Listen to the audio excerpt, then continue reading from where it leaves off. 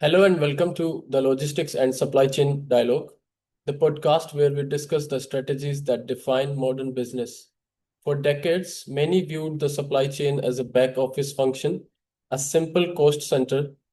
Today, it's the primary battlefield for market dominance.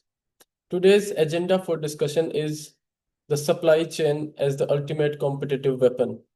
How you source, make, and deliver your product is your brand. To help us understand this tectonic shift, we are deeply honored to have one of the leading minds in the field, Professor Jitesh Thakkar. Professor Jitesh Thakkar is the Dean Academics and a professor in the School of Management at Gati Shakti Vishwavidyalaya, Central University under the Ministry of Railways, Government of India, Vadodara. He has previously served as faculty at IIT Kharagpur, has been invited as an expert by IITs, IIMs, and several prestigious institutions, and is widely respected for his contributions to logistics, supply chain, and project management. He is also listed in the top global 2% scientists ranking by Stanford University and authored a list of key books in the field. Professor Jitesh Thakkar is an author of book Mastering Logistics and Supply Chain Management. Professor, it is an honor to have you here. Welcome to the show. Thank you, Preetam, for the kind introduction and sharing some of the work which I have done in the domain of logistics and supply chain management. And truly, you say that SCM is a competitive strategy. There is no surprise, and certainly it is a competitive weapon.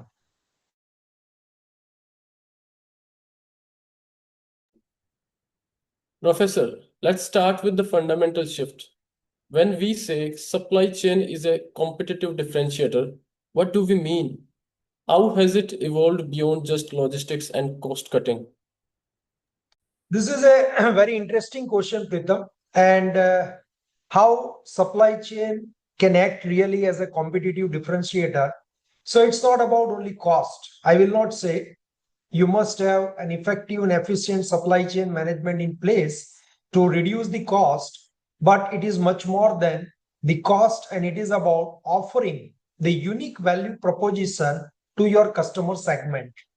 So it is about speed, reliability, customization, and resilience. And you cannot absolutely achieve these business objectives without the strong supply chain in place.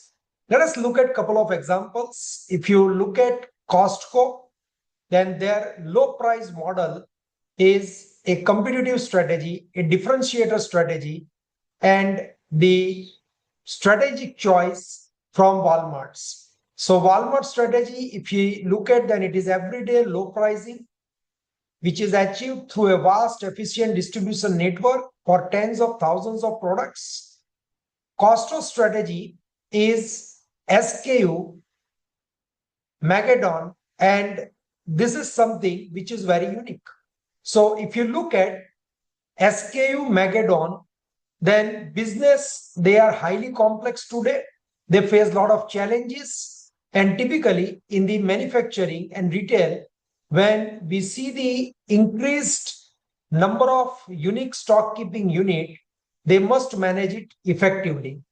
So when we think about this SKU Megadon concept, then many a times this leads to increased complexity in inventory because you are dealing with the large portfolio of SKUs, quite diverse portfolio.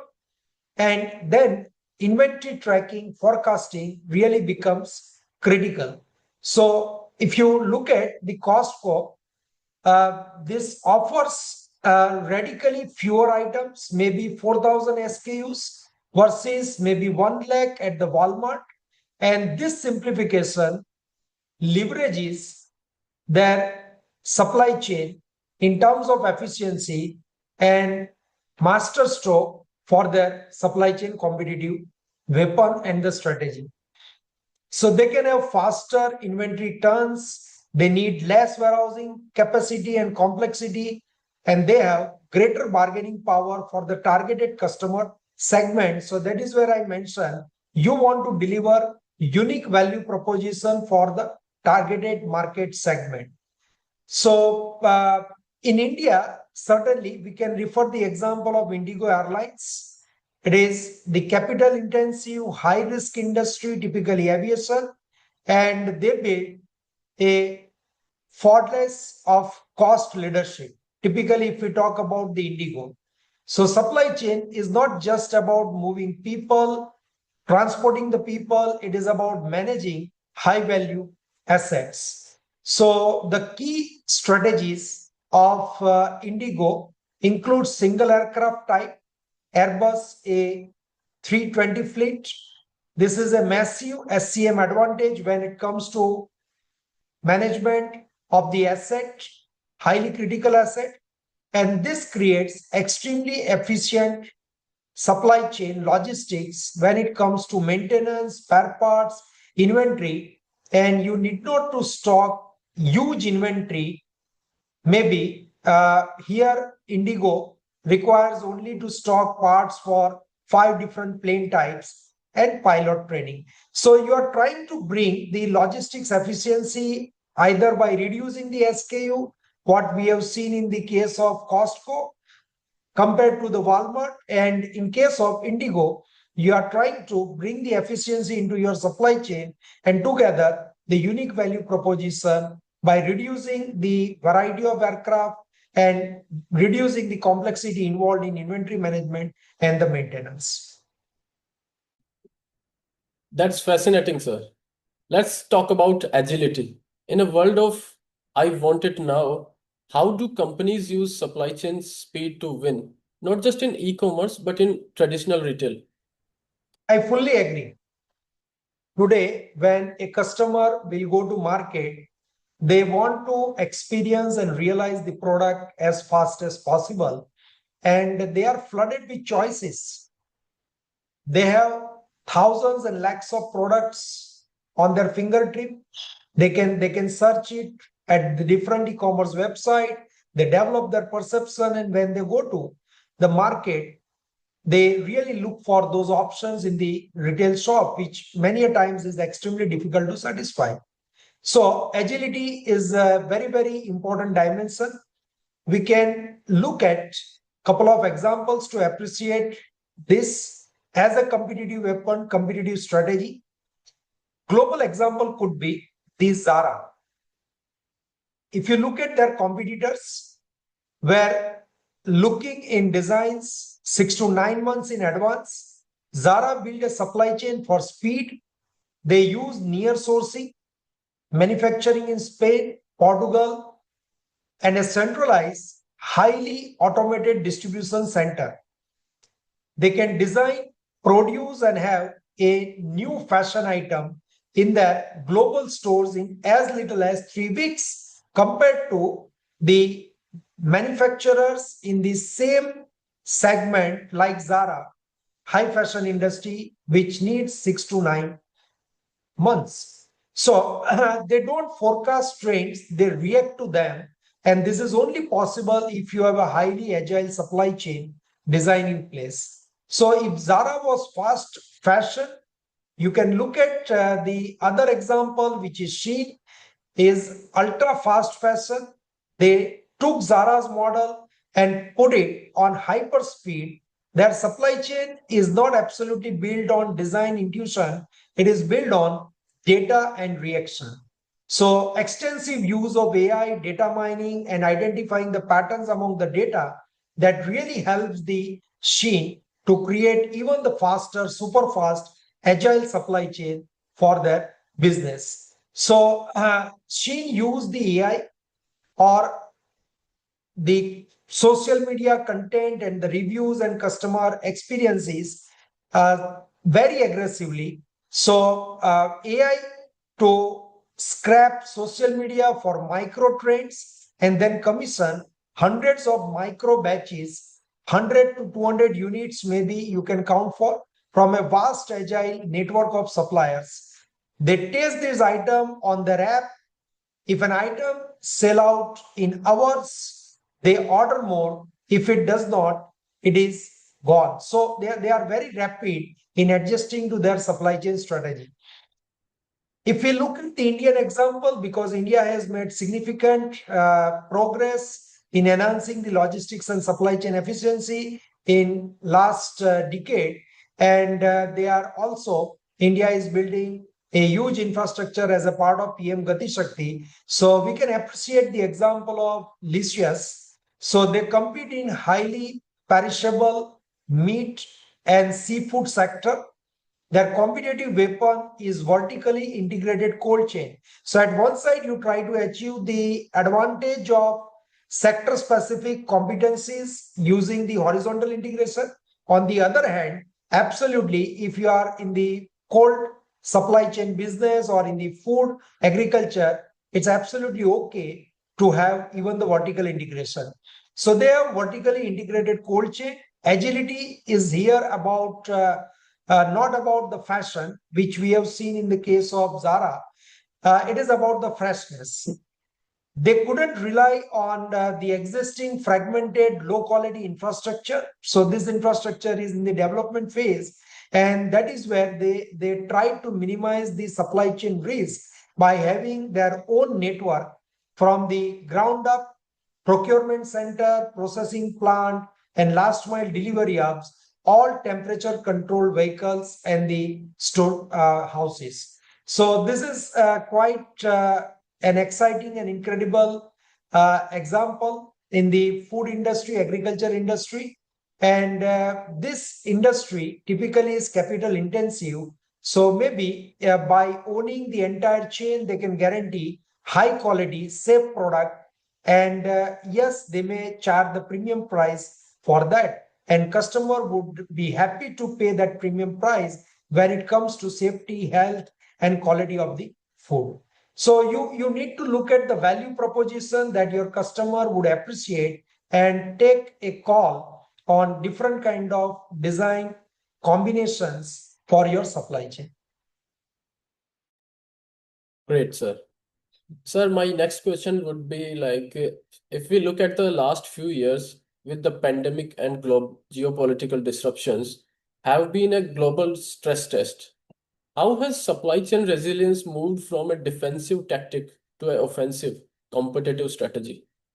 Yes, we are seeing a lot of geopolitical stresses, tensions, and it forces the government and the businesses to look for alternative supply chain models. So this is certainly, I agree with you, Pritam, that it's one of the most critical and complex issue today.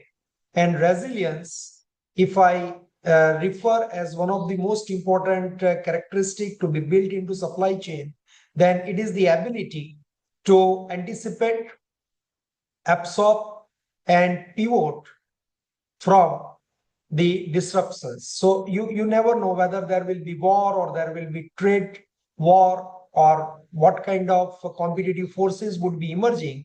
And we need to make our supply chain resilient against all these forces. So previously, companies they pursued just in time for the efficiency so that they don't land up with huge inventory and it can lead to the obsolescence and stock out. Maybe if the demand forecast mismatch is not well. But now, in today's context, typically when you are referring to geopolitical situation, they are balancing it with just in case for resilience. So I would say a company that stay in stock when others can't, does not have to just survive, it gains market share. So if you look at the global example, let us say Apple, then the Apple supply chain mastery is exceptional, legendary. Nobody can question it. They use typically their massive cash reserves to pre-buy and secure entire manufacturing lines and critical components like new generation chips and others, uh, maybe years in advance. During the global chip shortage, this has really helped them to make their manufacturing lines running. And typically during that time, if you recall, then automobile and electronic industry, they really had halting production and a tough time. But Apple used maybe advanced stocking for some of the critical items as a successful strategy. If you look at maybe the example of Toyota, which is well known for their GID model, just in time, they don't advocate keeping significant inventory. But yes, we can look at the story. After the 2011, which is Fukushima earthquake, Toyota really learned a tough lesson, and they secretly spent years mapping their entire supply chain down to the sub tire suppliers, identify that most vulnerable, hard to replace components like microchips, as we are referring in the electronic industry. And the when global chip shortage hit in 2020, while other automakers were really going down in their manufacturing production, Toyota was keeping the pace with their market demand and not manufacturing putting at the hold. So this is just how you can balance just in time at one end, and on the other end you can achieve the resilience. If you look at India, we do have benchmark example like Amul, and Amul today is a global brand. It is supplying across the globe their products like milk, butter, ghee, and various other items. So their model is a marvel of resilience in Indian context. They manage a perishable cold chain connecting millions of village level farmers through their cooperative model, which is one of the classic example across the globe. And they connect their farmers to the national level market. So their three-tier structure, village cooperative, district union, and state federation, is decentralized and it is highly robust. So it is a weather foods, maybe weather floods, sorry, and strikes and lockdowns, whatever has happened, Amul was able to maintain their resiliency and was able to feed the markets with the critical items and the food items perpetually. So this is where we can see the example of reliability, which is basically a result of supply chain resilience. Sure, sir. This level of coordination sounds impossible without advanced technology, right, sir? How are AI, Internet of Things, and data analytics being used to create these differentiated supply chains? Yes, Preetam, thank you for raising an interesting question. And today, you see, as I mentioned right at the beginning of this podcast, that customers are flooded with the products. Market offers thousands and lakhs of options in each segment, and customer is really empowered with the technology. So if we don't utilize the same technology for gathering the information, maybe you can capture some information about asset utilization using sensors through IoT and analyze it using the advanced tools. Yes, we have many forecasting prediction traditional tools available like time series model, maybe Arima and many other. But today we are living in the dynamic highly competitive environment where my data set and the pattern within the data is continually changing. If I cannot capture this pattern dynamically, I would absolutely be at loss when it comes to selling my products or looking for a typical market segment for my product portfolio. So I fully agree that AI, IoT, even Gen AI, text mining, and big data analytics all are extremely useful, and they are empowering the customers as well as enhancing the efficiency of my supply chain. So let's talk about the Netflix we all watch, and that product is basically data. Their logistics is the bandwidth. So they use AI in typically two revolutionary ways. First, their recommendation engine is a demand forecasting model. It is extensively powerful and so good at knowing what you want to watch. They continually search and what are your preferences, and even you would have seen that they will give you some suggestion, and they will say that if you have previously watched this content, now similar kind of content you would like to watch. So it tells their production supply chain what to make. Today, you cannot just go by the top down approach and make something which is not desired by your market or the customers. Second, they have a physical logistics network called Open Connect, and they give ISPs free Netflix boxes. So this typically serves filled with their most popular content, and you can immediately access it. Their pre-positions their inventory, so the content they create can be equated with an inventory in your local data center. When you hit play, the movie streams from a few miles away, not from California, and it is the digital equivalent of Amazon's predictive warehousing. So, as I mentioned, that there are two important dimensions. One is the data analytics, and that is the logistics, and the second is the bandwidth. So, they are utilizing both the things to really empower their customer and see that their content is effectively utilized, and the content which is most demanded can really be created in time. So if you look at India, then the classic example you can say is delivery. So this is one of the prime example in logistics, which uses the data science. And even if you have visited the website of delivery, you can really track your consignment in a effective way.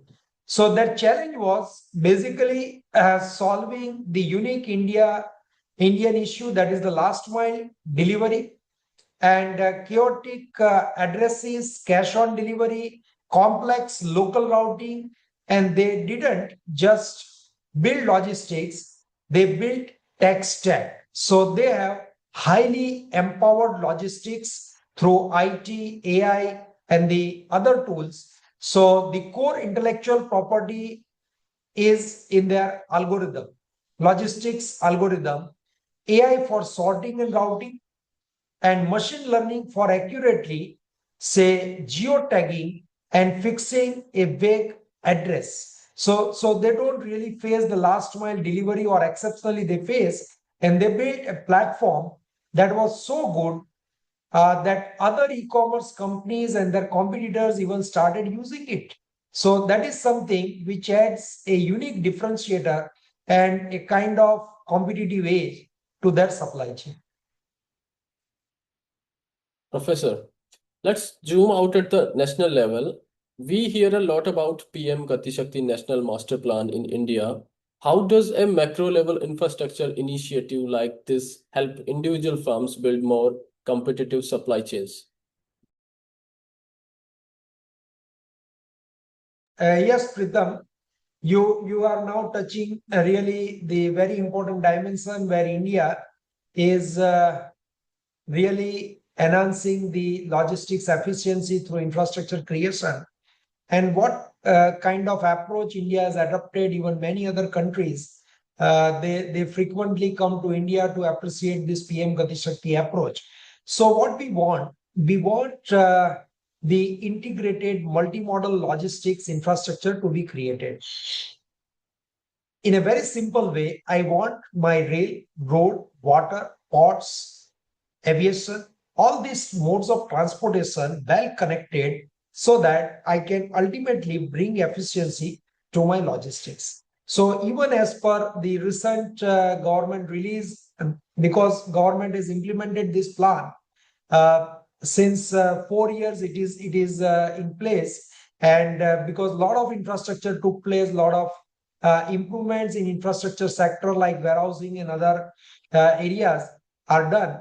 And now it has been through a pilot study, it has been realized that India's logistics cost has significantly been reduced from 14% to about 9 to 10%. Some more studies we will conduct. And so, yes, it is about reducing the logistics cost through integrated holistic infrastructure, I want predictability. So you can use the remote sensing and GIS techniques and digital maps to really get the overall idea of the existing infrastructure and exploring the possibility for creating the new infrastructure. And certainly, this brings the good credibility to the design and the citizens when the entire ecosystem for both freight and the people transport is developed with an integrated approach.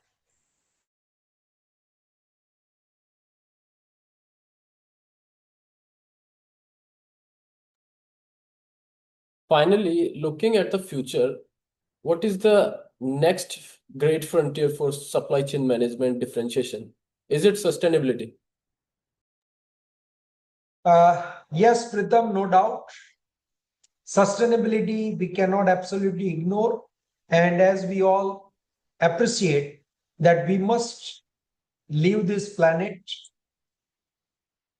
in the most sustainable way, livable, enjoyable for the next generation. And when at one side we are looking for the growth, expansion, accelerated economy, certainly our commitment to sustainability, green environment, social responsibility are paramount. So I fully agree with the concept of circular economy and the kind of CSR even many corporates they are really engaging in. So we really need to bother about sustainability from economic, environment, and social. Typically, we call it as triple bottom line approach. So I can refer some good example maybe to illuminate my narration. So let us look at the Patagonia, and if you look at their business and their approach towards sustainability, then they have built their entire brand on a sustainable and transparent supply chain. The brand itself is created through their sustainability initiatives. So they use recycled material because every time when you start processing the material from raw material stage, you will certainly leave significant amount of the carbon footprint. So at one side, we have to really conserve our material. And on the other end, we should also conserve the processing part so that carbon footprint can be reduced. So they use recycled materials, promote repair over replace. So it's a quite complex reverse logistics loop and provide visibility into their suppliers. So their supply chain itself is their brand, and this is allowing them to command a premium price and foster unmatched customer loyalty. We can also look at another example, that is IKEA, which is one of the very well-known brand, typically known for the innovation and sustainability. And even if they didn't call it that, the flat pack design itself is an indicator that how conscious they are about the sustainability. So IKEA is into the innovative furniture manufacturing, design and manufacturing, and typically by shipping their furniture disassembled, they ensure, or they were not just saving you assembly headaches, they were shipping less air. So they meet more product per container, fewer trucks on the road, and a massive reduction in the logistics cost and carbon emission. So it's not just about helping the distributor to minimize the complexity of assembling and maybe the dealing with the modules, but you are leaving less air, less space in packaging, and you can occupy higher weight than the volume when you are shipping it by truck. So that will reduce the number of trucks and reduce the carbon emission. So it was an efficiency driven, sustainable masterstroke, and in future they are pioneering the circular economy into their supply chain by having the design of the products which is to be disassembled and recycled. So their new strategic bet is furniture as a service. We talk about mobility as a service. They adapted the concept from there and they call furniture as a service. So leading furniture instead of selling it and building the complex river logistics network to take it all back when it comes to sustainability. Let's look at some exciting example from India, Hindustan Unilever.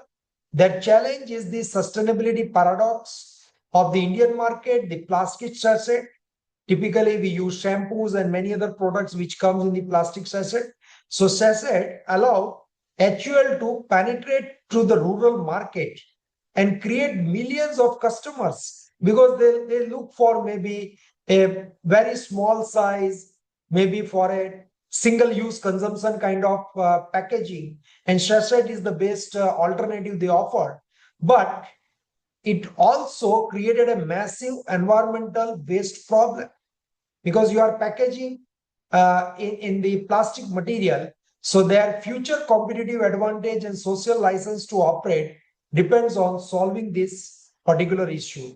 So their supply chain strategy is now heavily focused on this, building a reverse logistics chain for plastic waste collection, investing in R&D for recycling or dissolvable packaging, and making their manufacturing plants water positive and zero landfill.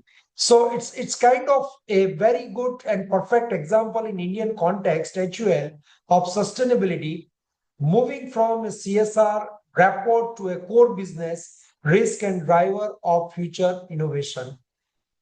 So I hope this example would really help our viewers and the audience to appreciate both global context as well as the Indian context, where many companies they have really adapted good supply chain innovations either from the speed or resilience or cost efficiency or maybe most importantly from sustainability perspective. From a cost center to a strategic weapon, Professor, this has been an incredible, insightful session.